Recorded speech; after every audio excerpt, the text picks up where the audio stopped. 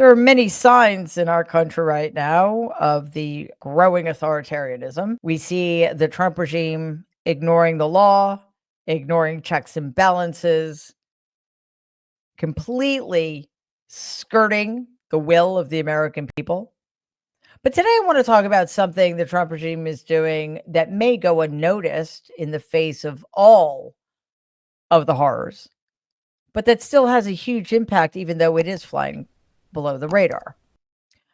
Basically, what is happening in our country is that the government of the United States is running a propaganda machine in order to fearmonger and spread lies and hide actual data so that people don't really know what's going on. And unfortunately, this combination of misinformation, disinformation, and propaganda is very effective, especially given the increasingly siloed ways in which people consume the news or information overall. Nowhere is the fascist intent of the Trump regime more clear than in Donald's hostile takeover of Washington, D.C. And then, of course, there's Harmeet Dillon, who sadly is currently the head of the Civil Rights Division of the once storied DOJ. Dillon, in service to her boss, took to Twitter this week to spread fear and propaganda about the so-called crime wave in DC. She wrote, quote, "A malodorous homeless person attempted to swipe my phone today while I was walking in DC back to the DOJ from an appointment. But he was not in his right mind, and I artfully dodged the attempt. It'll be a while till things feel safe in the city, so everyone stay alert," unquote. First of all, and I say this with all due respect to Harmeet Dillon, the respect she deserves, fuck all the way off. You are supposed to be in charge of protecting the civil rights of all Americans. Instead, you are taking a cheap shot at one of the most vulnerable populations in our country because of our failures as a country to take care of said population, all to help Donald Trump spread his lies about a city he hates. Why does Donald Trump hate DC? Because DC does not support him politically, first of all. Secondly, it is a majority Black city. He has problems with any Democratic cities, especially those that are diverse. So we have the head of the Civil Rights Division of the Department of Justice attacking an American citizen with a lie. Are we supposed to believe that it's just some pure coincidence that while Donald Trump has been engaging in an all-out assault on homeless people with the goal of criminalizing homelessness, a homeless person just happened to try to steal Harmeet Dillon's cell phone? Bullshit. That is a lie in service to Donald's illegal, unconstitutional attempt to usurp power from the people of DC. That is propaganda. It isn't just Dillon who is engaged in this endeavor. Everybody in the Trump regime, everybody in the fascist Republican Party is attempting to push this egregious and false narrative about Washington, D.C., that it is somehow a crime-ridden hellscape that only Donald Trump can fix. Rick Scott, who is a notoriously awful senator from MAGA world out of Florida, took to Fox to continue to spread fear about Washington, D.C., even though, of course, he should know better since he spends a lot of time there. Take a look. All of this, your reaction to the president's moves? I think he's doing absolutely the right thing. You know, the first thing I tell everybody when they're going to come to D.C. is I said, you need to be careful. You need to be careful where you stay. Be careful where you walk.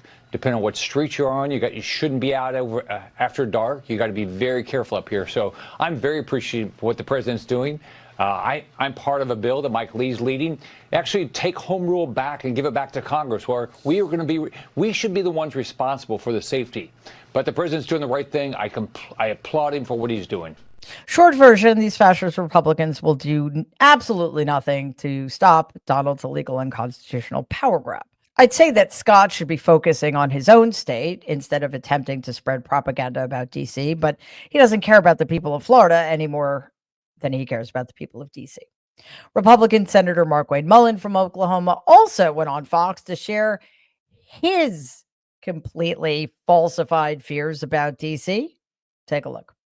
And by the way, I'm not joking when I say this. I drive around in Washington, D.C. in my Jeep, and yes, I do drive myself, and I don't buckle up. And the reason why I don't buckle up, and people can say whatever they want to, they can raise their eyebrows at me again, is because of carjacking. I don't want to be stuck in my vehicle when I need to exit in a hurry because I got a seatbelt around me. And I wear my seatbelt all the time, but in Washington, D.C., I do not because it is so prevalent of carjacking. And I don't want the same thing happen to me, what's happened to a lot of people that work on the Hill. Wait, first of all, carjacking is allegedly prevalent, grammar. Secondly, it's illegal not to wear your seatbelt. So why hasn't the National Guard arrested this asshole?